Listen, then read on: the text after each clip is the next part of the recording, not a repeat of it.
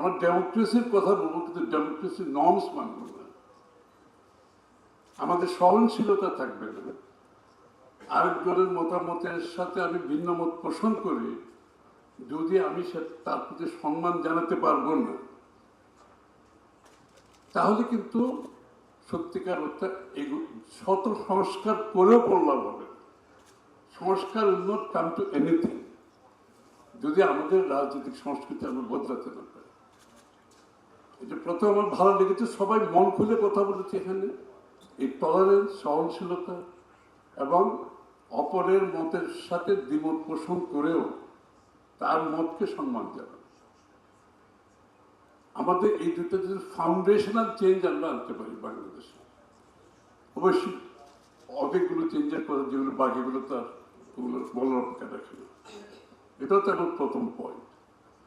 দ্বিতীয় পয়েন্ট হচ্ছে যে বিপ্লবোত্তর কোনো দেশের যদি আমরা যদি হিস্ট্রি দেখি,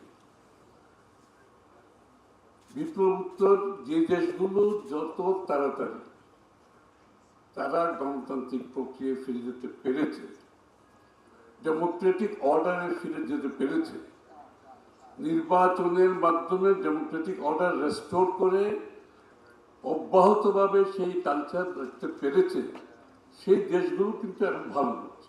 যে মুহূর্তে তারা পালিয়ে গেছে আর মানি লন্ডারিং বন্ধ হয়ে গেছে, অটোমেটিক্যালি রেমিটেন্স বেড়ে গেছে। এটা আমাদেরকে রিজার্ভকে হেল্প করতেছে। আর আমাদের এক্সপোর্ট তো চলমান একটা প্রক্রিয়া ছিল। আমাদের ইনহেরেন্ট একটা স্ট্রেংথ আছে আমাদের রেডিমেড গার্মেন্ট শিল্প এবং কিছু কিছু অন্য শিল্পে। আমাদের গুড এন্টারপ্রেনারশিপ আছে বাংলাদেশে, এটা তো বলতে হবে।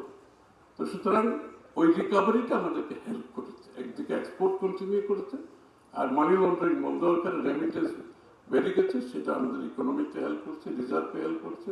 ফলশ্রুতিতে ক্রমান্বয়ে আমরা যে বৈদেশিক ডেটগুলো আছে, যেগুলো পরিশোধ করে নেই, আমরা ক্রমান্বয়ে পে করতে পেরেছি।